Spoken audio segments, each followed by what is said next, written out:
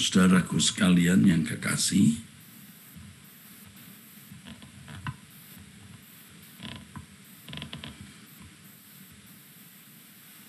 saya sering mengajarkan kalimat yang penting bisa dilewati. Yang penting bisa dilewati. Ini prinsip hidup yang penting, saudara. Yang penting bisa dilewati. Ya. Yang penting bisa dilewati. Mengapa yang penting bisa dilewati? Sebab kita mau fokus bagaimana menjadi mempelai Tuhan yang benar-benar berkenan. Seperti yang dikatakan dalam 2 Korintus 11 ayat 2 dan 3. Supaya kita menjadi mempelai Tuhan yang berkenan. Atau supaya kita menjadi umat yang layak bagi Allah. Yang penting bisa dilewati artinya kita bisa makan, ya, walaupun tidak mewah, tidak enak di lidah pada umumnya, tapi menjadi enak di lidah kita sebab kita makan untuk hidup, bukan hidup untuk makan. Yang penting kita bisa hidup. Tidak usah ngotot harus ada makanan ini, makanan itu. Tidak perlu harus memiliki standar seperti orang lain. Yang penting sehat, saudaraku. Bisa dilewati. Kalau kita baru bisa naik kendaraan roda 2, ya kita jalani. Bisa naik kendaraan roda 4 yang masih minibus atau mobil tua, ya enggak apa-apa. Yang penting bisa jalan. Ya, bisa dilewati. Baju yang kita kenakan, ya ini bisa kita pakai, puji Tuhan, bukan untuk wah, bukan untuk show. Yang penting bisa dilewati. Prinsip yang penting bisa dilewati ini penting sekali, penting sekali. Prinsip yang penting bisa dilewati itu sangat penting. Prinsip pokoknya bisa dilewati ini sangat penting. Supaya kita tidak banyak fokus sehingga gagal fokus. Fokus kita adalah benar-benar makin hari kita makin sempurna seperti Bapa, serupa dengan Yesus. Sempurna seperti Bapa artinya apapun yang kita lakukan tidak bertentangan dengan keinginan Bapa, saudaraku. Apapun yang kita perbuat menyenangkan hati Allah.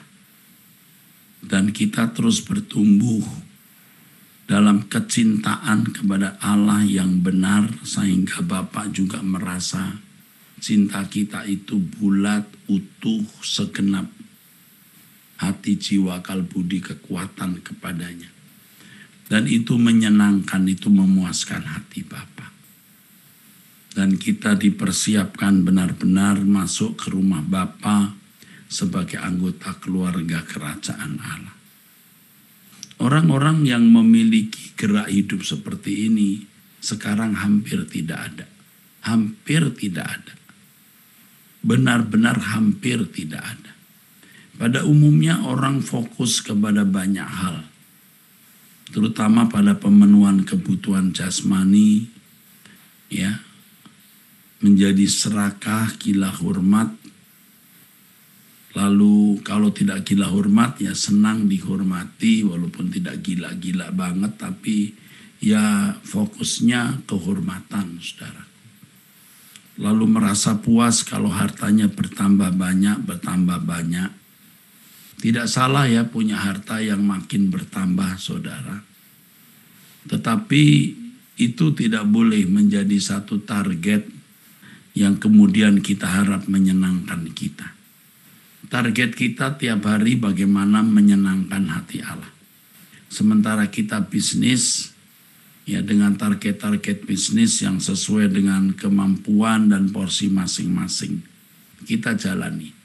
Tetapi semua kegiatan hidup yang kita lakukan itu semata-mata hanya untuk menjadi sarana atau media kita menyenangkan hati Allah, kita belajar hidup dalam sekolah kehidupan agar kita layak menjadi anggota keluarga kerajaan surga. Apapun yang terjadi dalam hidup kita, yang sudah terjadi, sedang terjadi, akan terjadi, merupakan proses kehidupan yang Allah izinkan kita alami, supaya kita bisa menjadi keluarga kerajaan Allah, layak menjadi umat bagi Dia, layak menjadi umat bagi Allah, layak menjadi anggota keluarga kerajaan Allah, layak menjadi mempelai Kristus. Kita harus benar-benar, saudaraku, ekstrim. Dan ini seperti orang tidak waras, karena sedikit sekali, hampir tidak ada orang yang benar-benar fokus untuk hal ini, maka kita seperti orang tidak waras. Saya kadang-kadang juga melihat diri saya kok seperti tidak waras. Ya, aku nyari apa ya kok begini, yang lain tidak kok, atau kebanyakan orang tidak kok. Bagaimana dari waktu ke waktu kita benar-benar makin menyenangkan hati Allah. Kalau kita berbuat salah sekecil apapun kesalahan itu, kita akui di hadapan Tuhan, kita minta ampun, bahkan tidak jarang kita ratapi. Ya, kenapa aku berbuat salah ini? Kenapa aku melukai hati Bapa di surga? Dan itu menjadi keasikan kita, kesibukan kita setiap hari, dan kita menjadi asyik. Dan itu sebenarnya seimbang dengan kemuliaan yang kita akan peroleh nanti. Jadi kekristenan itu bukan bagian hidup kita. Kekristenan itu seluruh kehidupan kita. Jangan kita pikir kekristenan itu bagian hidup kita, yang lain kita memiliki kesibukan. Kesibukan yang tidak digolongkan dalam hidup kekristenan. Kekristenan kita mengiring Yesus menjadi anak Allah, itu seluruh hidup kita. Sehingga semua kegiatan yang kita lakukan itu sebagai ruangan, media, sarana kita belajar bagaimana menjadi anak-anak Allah yang berkenan. Kita tidak akan bisa menjadi anak Allah yang berkenan kalau kita hanya tidur, kita hanya semedi di gua atau di ruang tertutup. Tidak cukup kita menjadi anak Allah yang berkenan hanya berdoa di dalam ruang doa dari pagi sampai sore. Bukan begitu. Kita hidup di tengah-tengah masyarakat dengan 1001 masalah dan kesibukan yang harus kita jalani. Saudaraku sekalian, tidak masalah. Puji Tuhan, tidak masalah sama sekali, saudaraku. Tidak masalah sama sekali. Haleluya, haleluya. Ayo kita menjadi sungguh-sungguh ekstrim.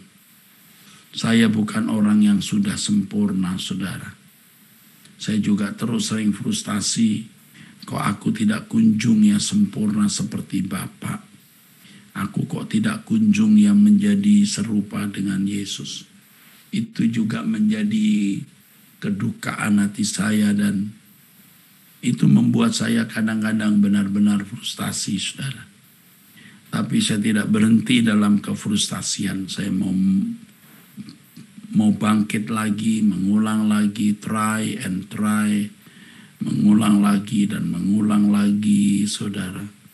Sehingga hari demi hari tetap ada perubahan. Saya mengajak kita semua, saudara, untuk berubah. Dunia kita satu-satunya hanya Tuhan. Kita hidup hanya persiapan masuk langit baru, bumi baru, kerajaan surga. Kita harus serius berkemas-kemas, ya. Jangan terikat dengan dunia, dengan hobi, dengan kesenangan-kesenangan, dengan koleksi-koleksi barang apa. Tidak perlu lagi. Kalau dulu kita punya koleksi ini, koleksi itu, sekarang kita tidak perlu koleksi-koleksi barang apa gitu, saudaraku. Ya, kita punya koleksi ini, koleksi itu, tiba-tiba perang dunia, habis semua juga, saudara. Kalau tidak perang dunia, kita meninggal dunia, mati, kebakaran, huru-hara, juga lenyap semua, saudara. Lenyap semua. Tidak ada artinya, tidak ada artinya. Dunia ini tragis. Ayo ingat apa yang sering saya katakan, hidup ini tragis. Maka saya harap saudara-saudara sungguh-sungguh bersama dengan saya hanya mencari Tuhan saja. Mencari Tuhan saja. Saudara, kita masih 1 minggu puasa. Ini hari apa ini? Hari Jumat ya. Jumat. Oke, kita akan 7 hari ke depan. Aduh, luar biasa, ini sudah hari ke-33. Nanti sore kita doa bersama di Mall Arta Gading, lantai 5. Saudara bisa onsite. Sudah bisa onsite ya. Lantai 5 Kelapa Gading. Saya berharap malam ini terjadi lawatan Tuhan di Mall Arta Gading. Ya. Karenanya kesukaan kita harus hanya Tuhan saja dan hadiratnya. Ya, memang sudah tidak wajar hidup kita. Tetapi ini wajarnya hidup sebagai anak-anak. Ya, jangan ribut dengan orang. Saya minta di media sosial jangan tulis macam-macam. Kalau mau tulis yang berisi berkat, tidak nyerang siapa-siapa, tidak menyinggung, mengarah, menggiring opini dan lain-lain. Kita harus bersih, saudara, ya. Kalau saudara diserang orang, disakiti, tidak usah membalas, diam saja. Nggak perlu juga dijelaskan.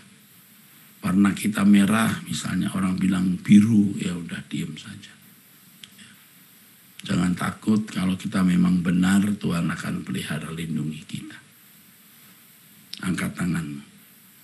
Tuhan lindungi saudara, Tuhan berkati saudara. Bapa memberkati saudara dalam nama Yesus Kristus. Amin. Sampai jumpa nanti sore jam 6:30 waktu Indonesia Barat hanya melalui Truth ID.